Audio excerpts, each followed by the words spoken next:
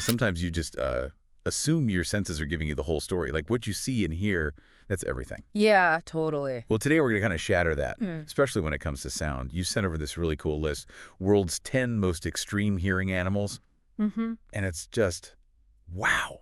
It's like a catalog of auditory superpowers we can barely even, grasp. It really is, well, ear-opening, maybe, more than eye-opening. Oh, It's not just about hearing loud noises. This list, it really highlights incredible sensitivity and the sheer range of frequencies some animals pick up. Yeah. It shows a world just full of sonic information that, well, we're mostly deaf to.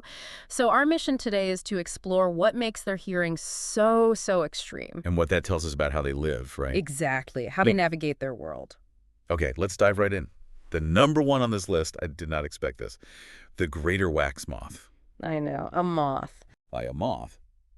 But apparently, some researchers, University of Strathclyde, they found its hearing is, get this, 150 times more sensitive than ours. It's staggering. And the frequency range, up to 300 kilohertz. 300. Yeah, which, the source points out, is 100 kilohertz higher than even bats can hear. Which is already way beyond us. Yeah. So the question is why?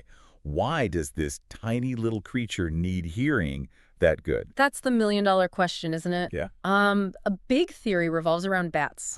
Predators. Makes sense. Exactly. Bats use echolocation, right? Lots of ultrasonic calls. So if the moth can hear frequencies even higher than the bat's calls... It gets an early warning, like way early. Precisely. A chance to evade. Yeah. But there might be more.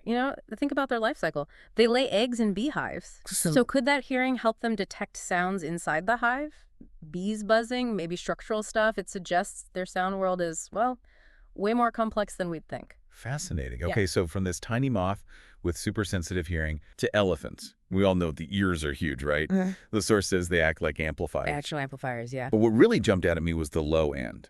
They can hear down to like 14 or 16 hertz, up to maybe 12,000. That low frequency hearing, the infrasound, that's super important for them. How so? Well, think about the distances they cover. On the savanna, research shows African elephants use these really low rumbles. Rumbles you can feel all this. Yeah. And they travel for miles, possibly through the ground, so they can communicate, keep track of the family group, warn about danger, like their own private long-distance network. A subterranean social network. That's incredible. It really is. Okay, let's shift to animals really famous for using sound. Bats and dolphins. Echolocation masters. Right. The source puts the bat hearing range from about 9 kilohertz Right. way up to 200 kilohertz. And that high end, that's key for the echolocation, obviously. They send out these rapid, high-frequency clicks. And listen for the echoes. Exactly. To build this detailed, sound map of everything around them, hunt tiny insects in pitch black. And when you put that 200 kilohertz next to the moth's 300. Yeah, it just shows how specialized hearing can get, doesn't it? Tailored for very specific needs. Absolutely. Then there are dolphins.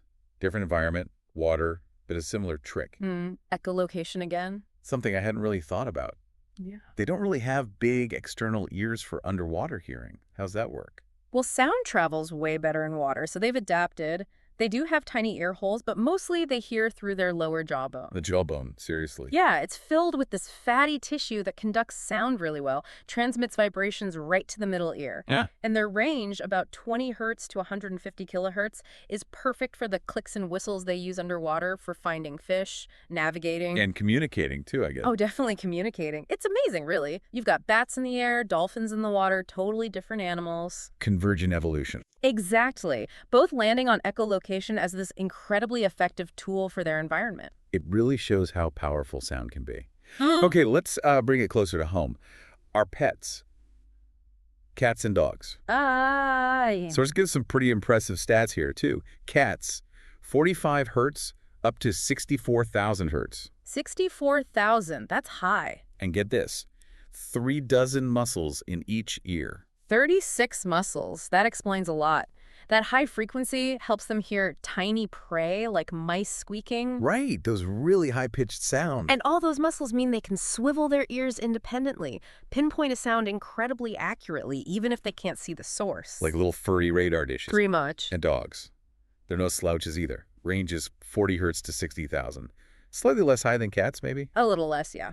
but still way beyond us, and they have 18 ear muscles. 18, that's still a lot. Gives them that classic head tilt, ear swivel thing when they hear something. Precisely. Great for locating sounds quickly, useful for hunting ancestors, useful now for alerting us to the mailman. Huh.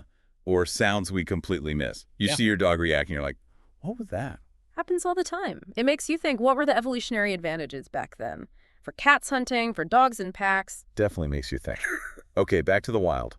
Nocturnal hunters. Owls. Classic night hunters. Their range is listed as 200 hertz to 12 kilohertz. Not the widest we've seen. No, not the widest range, but their sensitivity is incredible. And that head rotation. Almost 360 degrees. Yeah, and crucially, many owls have asymmetrical ear openings, one's higher than the other. Really? Why? It helps them judge the vertical location of a sound. They can hear tiny differences in when a sound hits each ear, both horizontally and vertically. So they get like a 3D sound map. Exactly. Combine that with silent flight and amazing night vision.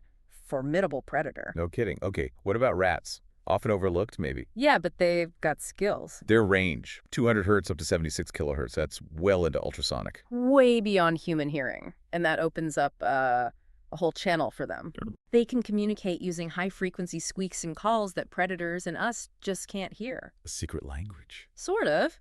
Good for coordinating, avoiding danger. Probably helps find food, too. It's wild to think about all the sounds flying around that we're just... Oblivious to. Even like a horse seems ordinary, maybe. But their range is 14 hertz to 25 kilohertz. And 10 muscles per ear for 180-degree movement. That ear mobility is vital. They're prey animals, right? True. So being able to scan almost all around without even moving their head, huge advantage for spotting danger early.